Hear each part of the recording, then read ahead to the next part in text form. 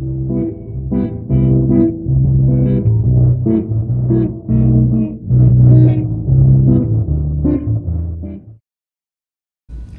everyone, it's Tony Two Steaks here, coming to you from the sunny Las Vegas, Nevada, and I hope you guys are doing great today.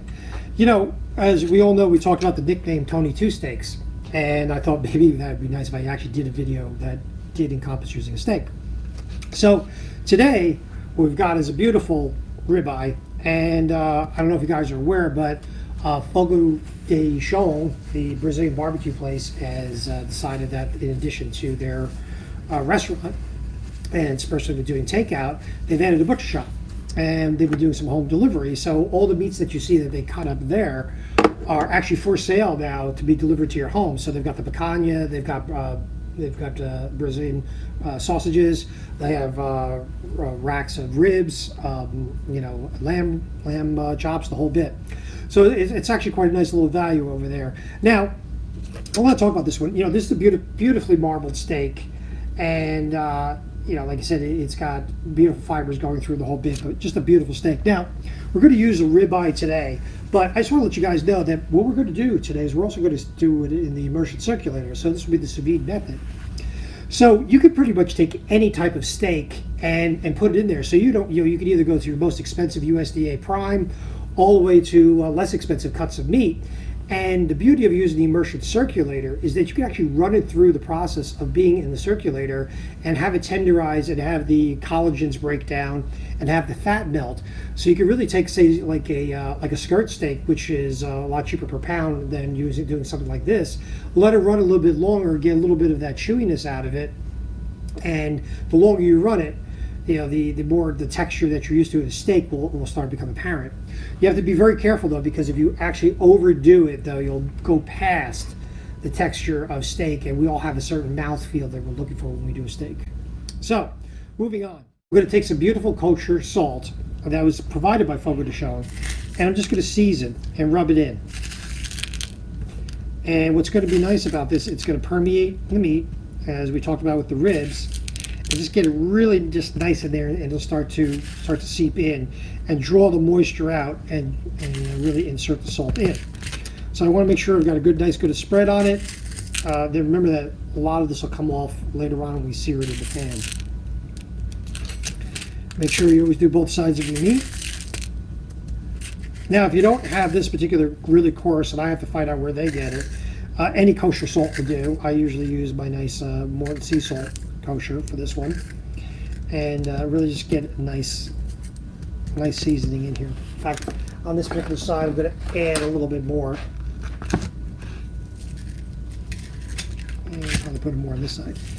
And don't worry, like I said, it looks like I'm putting a lot of salt in. It's really going to seep in, disappear, get into the fibers, and get in there. Really draw out the moisture and shove the flavor back into the meat. Next step, I was going to take it, and I got my pre-cut bag from my vacuum sealer. And remember, as I mentioned to you guys before, if you don't have a vacuum sealer, it's okay. Any Ziploc bag will do. And just make sure you use the dispersion method of just making sure that you're pushing the air out of the bag.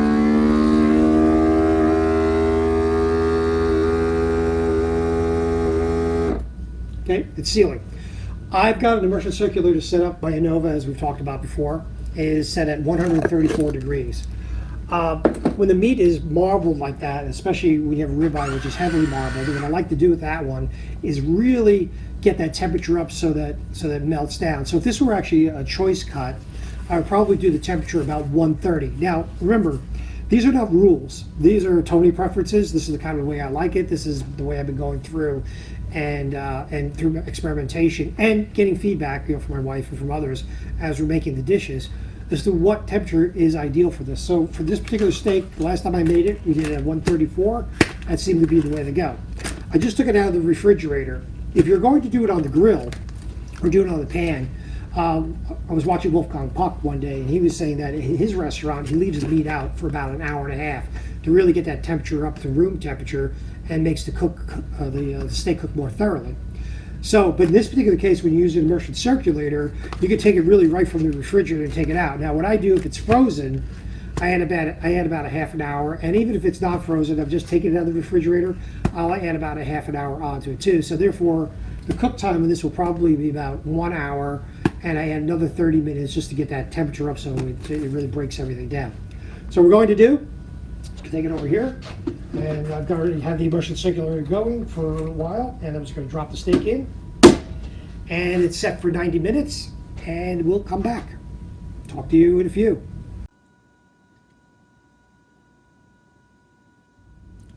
So, as we've been cooking for about an hour now, there's about 25 minutes left to go. What I love about the immersion circulator is that while you're doing that, you could be doing other stuff and putting around the house or doing housework or talking to friends, whatever you need to do to catch up. But now that we're getting closer to dinner time, and the beauty of the immersion circulator is that you don't have to worry about timing too much. And that's what I love about it, because, you know, if you don't do this professionally, and I certainly don't, you're getting all the timings right and make sure you're all done, you're at the right temperature, you got all your sides, and everything hits the table hot. My mother was always a big one about, you know, she hated when food started to cool down. She's about, get it out there, make sure it's hot. So what we're going to do is start thinking about sides. So today I decided to go with some nice fresh asparagus that we've got here, and we've got a nice potato here that I've just peeled, so I'm not going to take you through that.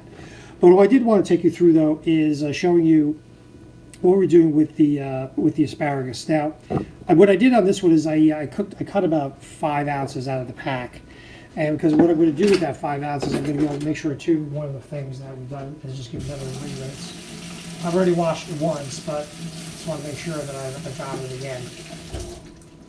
Just make sure that we've got it washed, and on this particular case, right, what we have to do is make sure we get rid of the woodiness. So one of the things on this is that you can just feel around, and the asparagus actually knows where to break. That's one option to do it. Another option really is to just go in a little bit and say, yeah, it's probably right about here, and that will probably take out all the woodiness. So we don't have to worry about these. Now, what's nice about these, you know, you can take them, you can use them for vegetable stock. One could argue too that I could take it and make a nice little puree out of it and actually use it as a garnish in my dish. Today what I'm going to do is I'm just leave it on the side, and this will be something that I'll probably do like a vegetable stock and make something that way. Okay, the next thing I want to do is I want to be able to blanch my my asparagus. So what I want to do is get a quick infusion of heat into it, get a nice bright green inside of it. So what we do is get some water and bring it up to a boil. Now, just so you know, I've actually pre-boiled this, so you guys don't have to sit through this. One of the other things you want to do, too, and don't be afraid, is, again, salt. So I'm taking a nice big chunk of kosher salt, drop that in here. You don't want to do it ahead of time because, well, there's different schools of thought. One school of thought is you do it ahead of time and let it boil, let it do what it needs to do.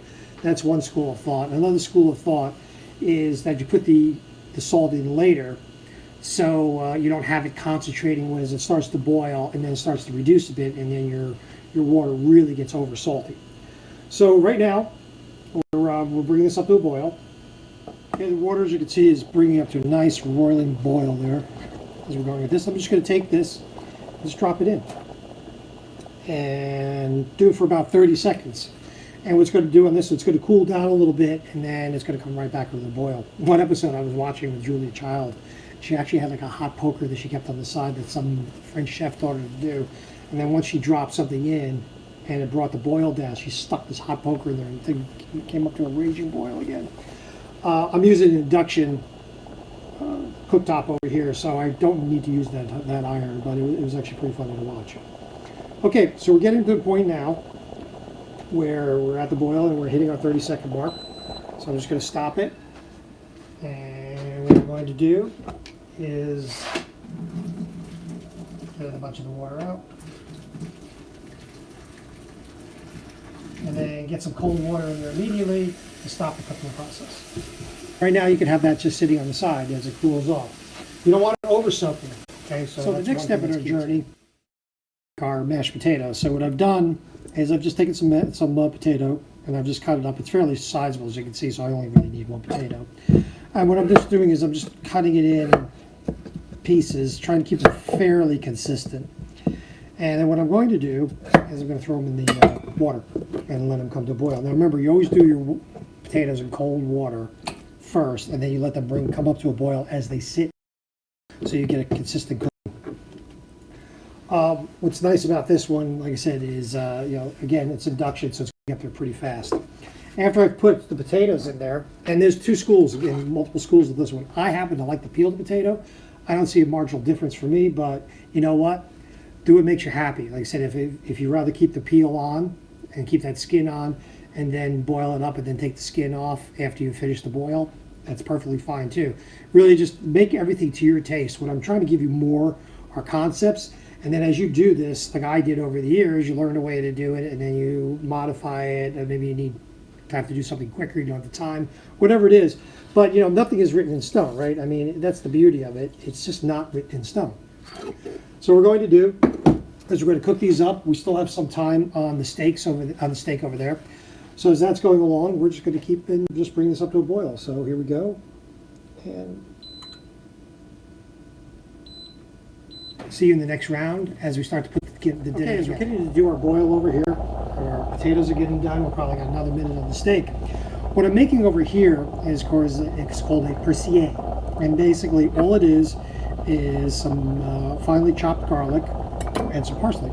So what I'm doing right now is I did a bunch of it already, but I'll do the last one, which you're going to take the garlic and just slice it a little bit this way, and then 3 fingers, and you slide your fingers back. You always have that one middle finger there just sticking out just a little bit.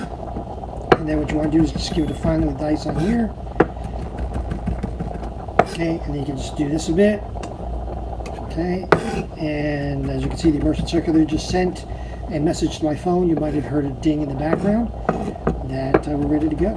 Okay, so the steak can sit there like that. So you don't have to pull it out like you do on a grill, because you've got that high heat that you have to interrupt. In this particular case, what it's doing, it's maintaining that temperature of 134 degrees.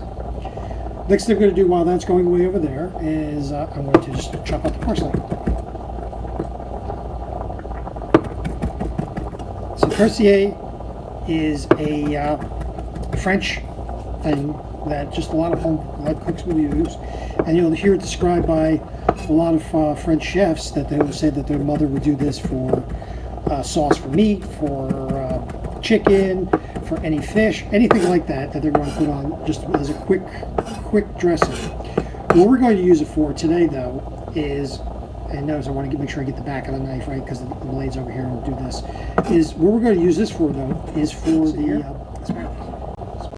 Nicely, just in a nice little bowl. It's just been chopped up. We smell the fragrance already. I've used nice organic parsley.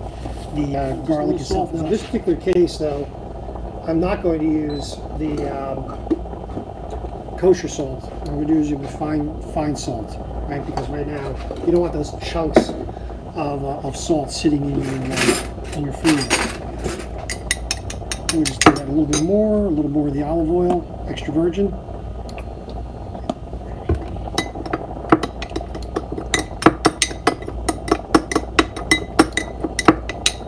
Okay, so that is the process. Is we're going to do the potatoes. So what I can do right now is I can kill the boiling water, and the way I actually like to do my potatoes is I like to use this ricer. My mother was a big fan of it.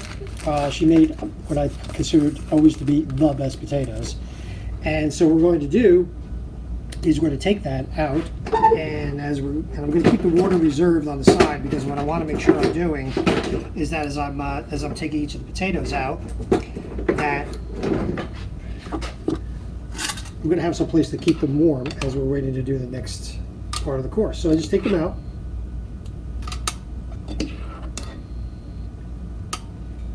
And put them in my ricer. Get back in there. This one's escape. As you can see, boom. Give a nice little squeeze, nice little workout. They come out as nice and fine like that, nice and hot.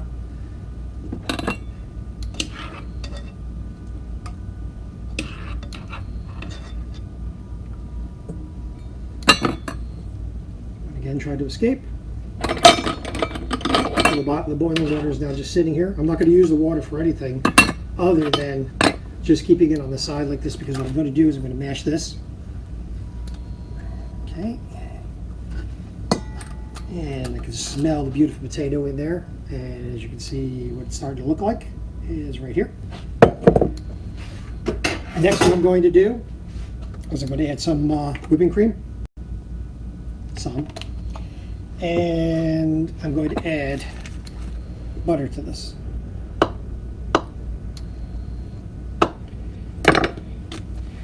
Make it nice, a nice rich. Now, notice we're not whipping it. What we're doing is we're mixing it. And then what I'm going to do on top of that is add some salt. And I always use unsalted butter, because what I want to make sure is that every step of the way I'm managing the salt. And this way I know that my butter, if my butter is unsalted, then, like I said, then I'm not over salting my dish. So we've got this mixing in here a little bit. And then what I'm going to do before I add any more salt, which needs a little more.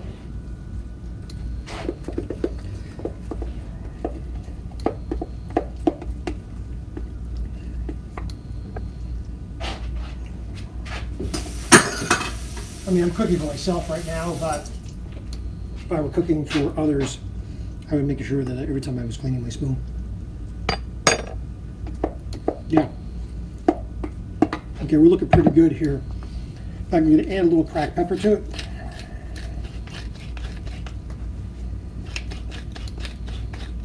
Yep. Oh, that's nice. You can smell the nice peppercorns cracking. Okay, so what I'm going to do is I don't want this to get cold, as we talked about before, so I'm just going to leave it in the same water that I cooked it in. I just take the saucepan and just throw that in there. Okay, so the next thing we're going to do is we're going to do our steak. So the steak over here, like I said, has been doing its thing. What we're going to do right now is get some paper towels, and as we talked about when we did the ribs, it's going to make sure that we dry the steak off. What we do is take some butter, throw that in the pan, because what you wanted to be able to do is now get a good sear on it, and the best way to get a sear is some butter.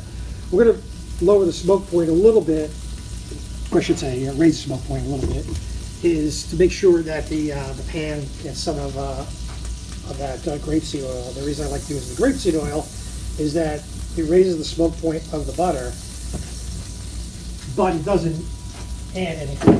And remember, we're still talking about the fact that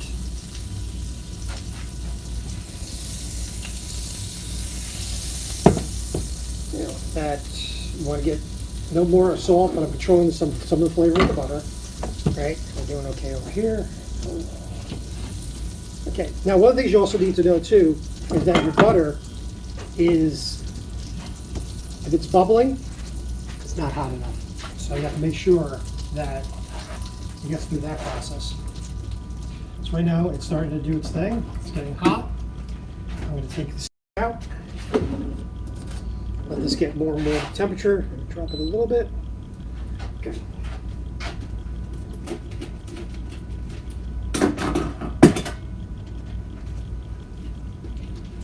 Steak is at temperature.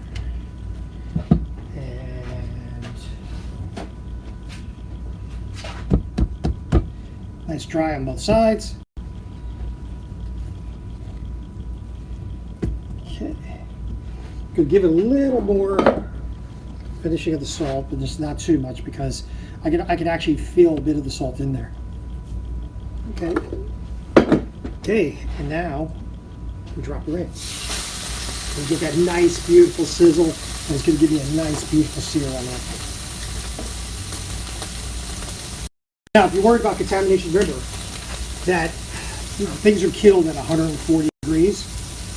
So one of the things that we have to remember in this one, that even though we cooked it to 134, that anything inside there's no contamination. Any of the contamination that might have been in it is on the outside. By dropping it into this nice hot searing pan, what we've done is anything that might be living on it is going to be gone. Not a problem.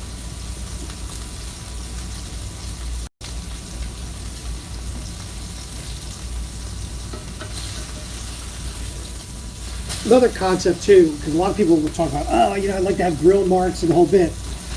Those are pretty interesting as long as you've got an open grill. If you try to use a grill pan, what that creates is a situation where you don't sear off the meat. What you do is you sear it off in parts of it, but you leave the other parts open. So if you're going to be cooking on something like this, you want to do like a plancha, or in this case, this cast iron pan, which I've had for like 25 years, it's highly seasoned just because of usage. But as you can see on it, what it does, it's going to give it a nice color. And yeah, as you can see right now, is the sears there. I'm going to pick it up so you guys can see the sears. So I'm not cooking the steak again. Remember, what I'm doing is I'm putting a nice outer crust on it, so it gives it a nice color. Like I said, if you're going to take it outside on your grill, so you have the grill mark, grilling in between, and underneath you've got the coals that are setting the heat up. So when you do put it on there, you get more of a sear. But if you use a grill pan, you don't get the sear that I'm going to get right here with this beautiful, beautiful, beautiful steak. And like I said, this is not going to take too long because all I'm looking to do is get color. And if you want, as you're doing this a little bit, is go all French on it and start spooning some butter over it. Make sure you're getting all that flavor.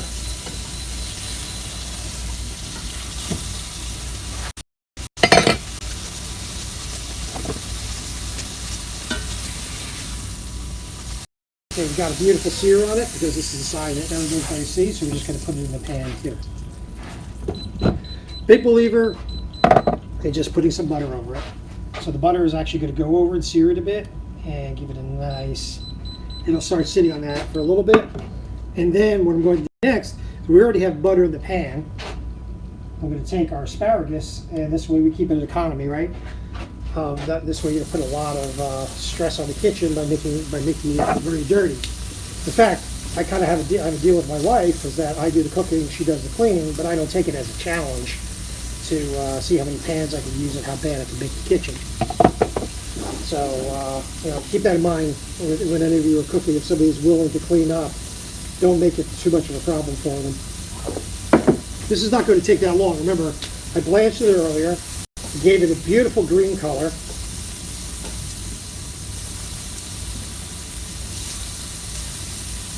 So you don't have to do this too long. And you cook it basically the same as you did before.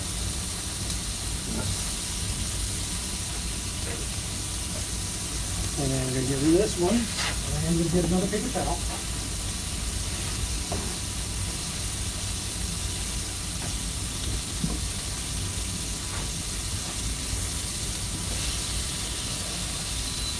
They're actually in good shape. So you want to make your plate look nice, so you want to do, the first thing you do is maybe just throw this on a towel to drain a little bit and absorb the darkness, the dark butter solids that have been created here. Okay, it is looking good. Now what I'm going to do next is I'm going to take it, dump it in here.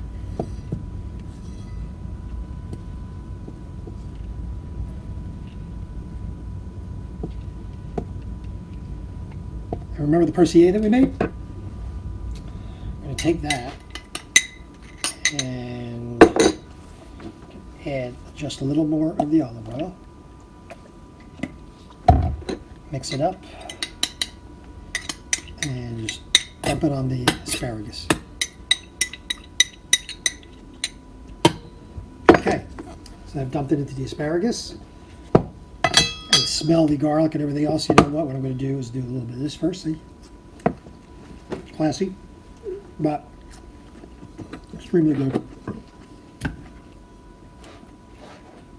And remember, that particular sauce I just talked about, or that persillade, can be used on anything. It's just a nice all-purpose. Now, take a little care.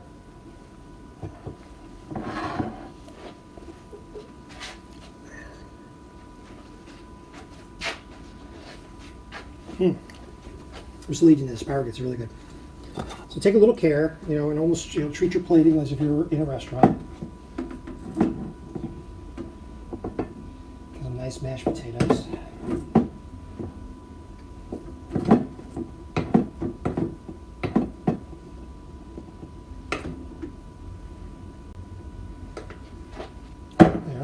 And then what I'm going to do, as my mother was fond of doing, is making a little well.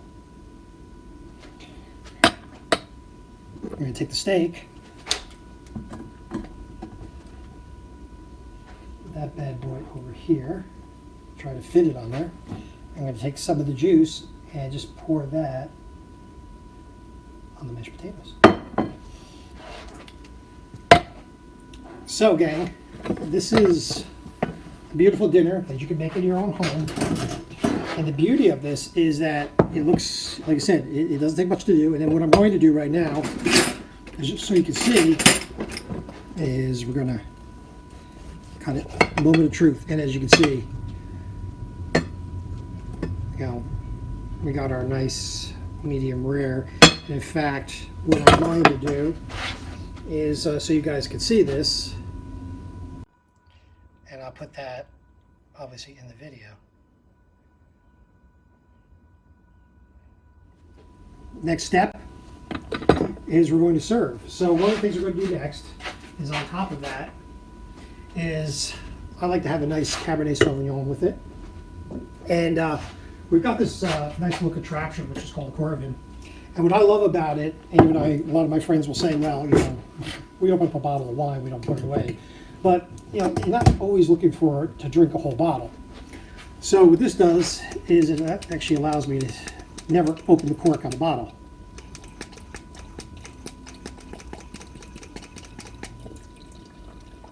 And